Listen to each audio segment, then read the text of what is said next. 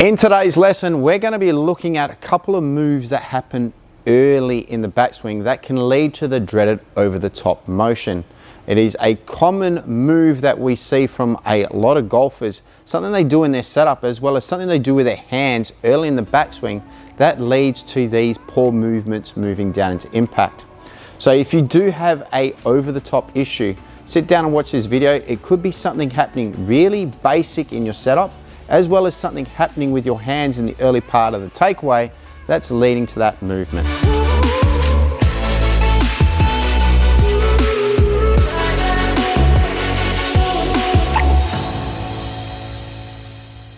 Now, if you're new to the channel, please consider hitting the subscribe button. It's completely free to do, and then make sure you hit the bell because that gives you a notification of when my next video is coming out. Now, if you are in Western Australia and want to come see me for a golf lesson, you can come see me here at X Golf Balcatta. If you are somewhere else around the world or somewhere else in Australia, you can hit me up through an app called Swing Index. It is an amazing app that helps you improve your game.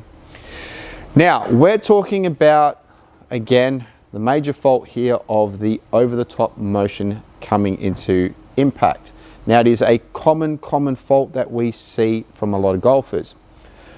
But we also have this perceived idea from a lot of golfers that if they get themselves really inside early in the backswing, it's going to help them come from the inside coming back into impact. Funny enough, generally 9 times out of 10, if we send a mass behind us, the first thing that we want to do then is redirect that mass back in front of us. But there is also a case there where sometimes we do moves in the backswing that we don't actually realize that we're doing that actually makes this happen. And there's also something that we sometimes do in our setup that causes us to do this move also.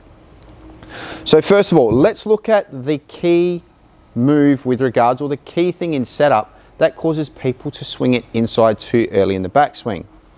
And that one is a person who sets up too far away from the golf ball. If you have mass too far forward of you in your setup, the first thing that you want to do is pull that mass on the inside really early. And like I said, we send mass from front to back. And once we've sent mass to the back, we're most likely going to send that mass forward again. So it puts us into a really bad swing plane.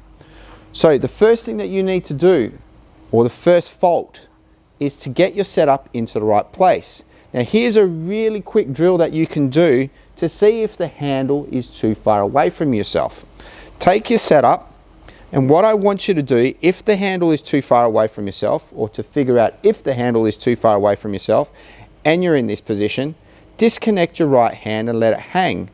And then from there, if you swing it backwards and forwards, and it feels like it lands on your lead side hand, you will know that the handle is too far away from you, or you're reaching for it too much. So simply take your setup again, stand a little bit closer, and what you'll notice as you do this, the handle also comes slightly higher. Again, put your hands on the club, take the right hand off again, and swing it backwards and forwards. And because it's in its natural hang position, it will now land underneath the lead side hand. Now all of a sudden you know you've gotten yourself a little bit closer to the ball. That simple change there will then feel like the mass isn't too far in front of you, and then will give you the ability to get that swing plane working up a little bit steeper. I know we don't like that word steep, but in your case, because you are reaching for it too much and pulling it on the inside too much, you are not getting into the correct swing plane. So by being a little bit closer and getting the handle position into the right place, it will feel like you're swinging a little bit steeper, and it will allow you to get the plane into a slightly better place.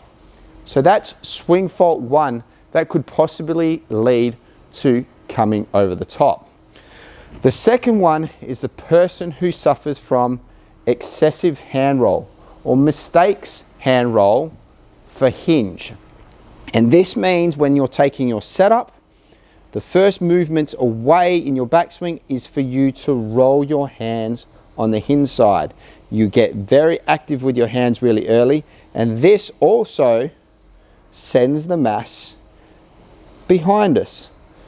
Again, we do not want this. Now, a really good way to define this move, and I've got a tennis racket here attached to one of my golf clubs.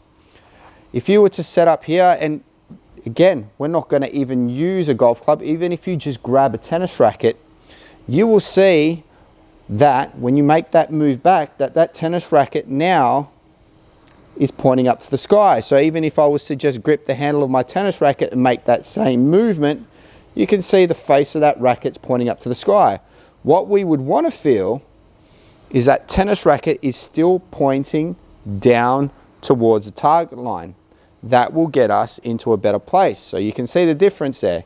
If I roll my hands, the club head's inside and the tennis racket's pointing up to the sky. If I do it correctly and I hold that tennis racket in the right place and I don't roll my hands, all of a sudden that club face is in front of our body a little bit more and the racket face is pointing down towards the target line. That simple practice of feeling and motion in the backswing will help you a significant amount in understanding that first move in the takeaway and then allow you to hinge in a more correct position, getting the swing plane into a better position. The better we can get the swing plane, the more likelihood that we're going to be able to slightly shallow the shaft coming back into impact and start to help the elimination of the over-the-top motion coming down into impact. So 2 simple changes that you can do. One, simply in your setup, making sure that you're not reaching for it too much. And then number 2, understanding the difference between rotation and hinge. But understanding in this sense, just with the hinging action, the first motion's away from the golf ball, that the tennis racket face should be pointing down towards the target line. Rehearse those moves a load. If you've got a tennis racket at home, get it out. It's going to be the biggest telltale sign. Again, just simply with a setup, disconnect the right hand and see where it lands from its natural hanging position. Getting a little bit closer to the ball will help you to get that swing plane up in the right place. Once you've rehearsed those moves a mountain of times, then head out to a driving range and put that practice and those feels into play.